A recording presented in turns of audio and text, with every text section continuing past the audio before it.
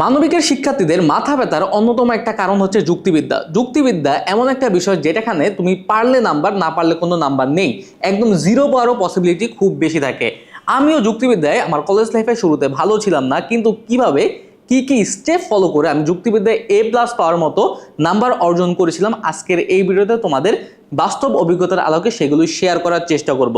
First of all, আমি যখন দেখছিলাম যে আমার যুক্তিবিদ্যায় খুবই খারাপ মার্কস আসে, আমি বেশি একটা স্কোর করতে পারি না, হয়তো 100-তে 50, 55, 60 এইরকম একটা স্কোর করতে পারি, তখন আমি টিচারের শরণাপন্ন হলাম। টিচার মাহফুজ স্যার ছিলেন তখন এনডিসি টিচার আমাদের যুক্তিবিদ্যার, এখন তিনি আছেন।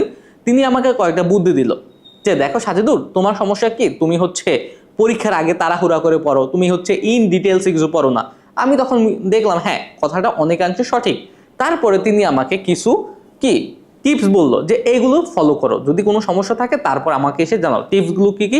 ফার্স্ট অফ অল, তিনি আমাকে বললেন যে সংজ্ঞা এবং বেসিকটা ক্লিয়ার করো, যে গুরুত্বপূর্ণ যে সংজ্ঞা আছে, টার্মগুলো আছে, ওগুলো যেমন উদ্দেশ্য কি, বিধেয় কি, অবরোহ কি, আরোহ কি, এই যে তারপর সংযোজক কি, এই বেসিক জিনিসগুলো আমি খুব ভালোভাবে কি করলাম, আগে আয়ত্ত করলাম। আমি পরীক্ষার আগে এগুলো পড়ে গেছিলাম, কিন্তু ওই বুঝে পড়া, উদাহরণ সহ বুঝে পড়া, কেউ যে আমাকে বুঝাবে, আমি তো ডেঙ্গুর কারণে আমি প্রথম দিকের ক্লাসগুলো পাইনি, এই কারণে আমি বুঝানোর কোনো ওয়ে ছিল না। এখন তোমরা যারা ক্লাস পাইছো বা সামহাও হচ্ছে মিস করছো, আমি যেমন ডেঙ্গুর কারণে মিস করেছিলাম, তোমরা সিম্পলি, আমাদের তো তখন তো অনলাইনে তো কোর্স ছিল না, এখন তো অনলাইনে কোর্স আছে, সেইখানে খুব ভালো ভালো ক্লাস আছে, তোমরা ইনবক্সে বা কমেন্ট বক্সে গিয়ে চেক করতে পারো ডেমো ক্লাসগুলো দেখে। তোমরা জাস্ট যারা এখনো শুরু করো নাই, ডেমো ক্লাসগুলো দেখে যদি কোর্সটা ভালো মনে হয়, কোর্সে গিয়ে ক্লাস করা শুরু করো। তারপরে ক্লাস শুরু করার পরে ইন ডিটেলসে সবকিছু বুঝবা, কোন সংজ্ঞাগুলো কিভাবে কি, শুরুটা আগে বোঝা লাগবে। প্রত্যেকটা বিষয় যদি শুরু না বোঝো মানবিকের, তাহলে তুমি কখনোই মাঝখানে বা শেষে কি ভালোভাবে বুঝতে পারবা না, একদম ডুবে যাবা। তারপরে যখন একবার হচ্ছে বেসিক ধারণাগুলো, বেসিক টার্মগুলো হয়ে যাবে, তারপরে হচ্ছে তোমাকে অ্যাডভান্সে যাও, তৃতীয় অধ্যায় থেকে, চতুর্থ অধ্যায় থেকে। তারপরে আমি যখন অ্যাডভান্সে গেলাম, তারপরে স্যারের কাছে আবার গেলাম। আমি তো টিফিন টাইম পেলেই স্যারকে খুঁজতাম, কারণ হচ্ছে আমাদের প্রতি সপ্তাহে পরীক্ষা দেওয়া লাগতো, যদি না পারি, না বুঝি, তাহলে কখনো আমরা পরীক্ষায় ভালো ফলাফল করতে পারবো না। আর পরীক্ষা যদি একটা খারাপ হয়, একদম শেষ পর্যন্ত সব পরীক্ষা সেই খারাপ মার্কসটা ইম্প্যাক্ট ফেলেন এনডিসিতে। সো আমি নিয়মিত যে প্রবলেমগুলো ফেস করতাম, এগুলো স্যারকে দেখাতাম। স্যারের সাথে আবার একটা সময় যে এত প্রবলেম ছিল, আমার প্রবলেমগুলো ফেস করতে করতে স্যারের সাথে ভালো একটা ইন্টারাকশন হয়ে গেছিল। তোমরা অনেকে আসো যারা আমাদের ইনবক্সে অনবরত সমস্যাগুলো জিজ্ঞেস করো, তোমাদের সাথে ভালো একটা সম্পর্ক আমাদেরও হয়ে গেছে। এইরকম আমাদেরও জানাতে পারো আমাদের ক্লাসগুলো করার পরে। তারপরে বেসিকগুলো জানার পরে এইবার হাত দিবা হচ্ছে মেইন জিনিসে, মুদ্রাগুলো, সূত্রগুলো, এগুলো ভালোভাবে পড়বা। তোমরা অনেকে আসো যে মুদ্রাগুলো মুখস্থ করতে চাও না, সূত্রগুলো মুখস্থ করতে চাও না, যে আর এগুলো কি লাগে নাকি, এগুলো এমনি মনে থাকবে। কিন্তু না ভাই, এগুলো কিন্তু মনে থাকে না। তোমরা পরীক্ষার হলে এগুলো ভুল করো, তোমরা বেসিক জিনিসগুলো ভুল করে ফেলো।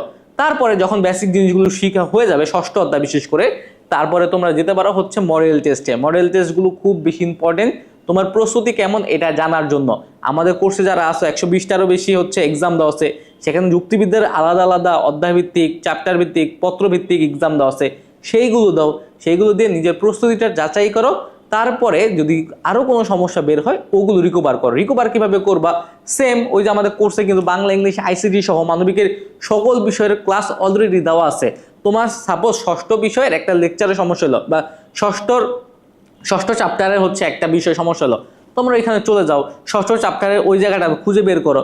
খুঁজে বের করার পরে ওই লেকচারটা দেখো, কিন্তু সব বুঝিয়ে পড়িয়ে দেওয়া হয়েছে, ওইটা দেখো, শেষ, আবার মনে পড়ে যাবে। নোট করো। নোট করা কিন্তু মানবিকের জন্য খুব ইম্পর্টেন্ট। আমি বারবার বলি, নোট ছাড়া কিছুই করা যাবে না। নোট যদি থাকে তাহলে রিভিশনটা তোমাদের কাছে পানির মতো সহজ হয়ে যাবে। তারপরে আসি আমি রাইটিং প্র্যাকটিসে।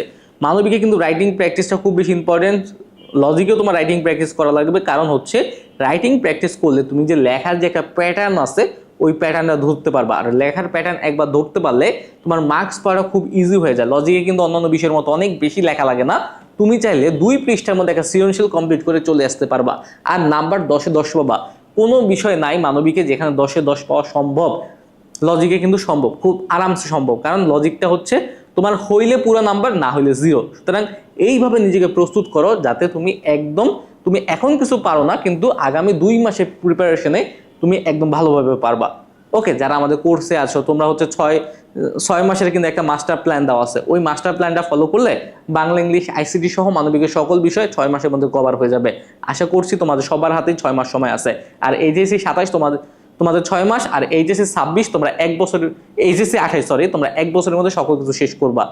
আর যদি কোনো প্রশ্ন থাকে কমেন্টে জানাও, ইনশাল্লাহ চেষ্টা করবো প্রশ্নগুলোর উত্তর দেওয়ার। আজকের ভিডিওটা এই পর্যন্তই থাকলো, আবার দেখা হবে, সেই পর্যন্ত সুস্থ থাকো, ভালো থাকো, আসসালামু আলাইকুম।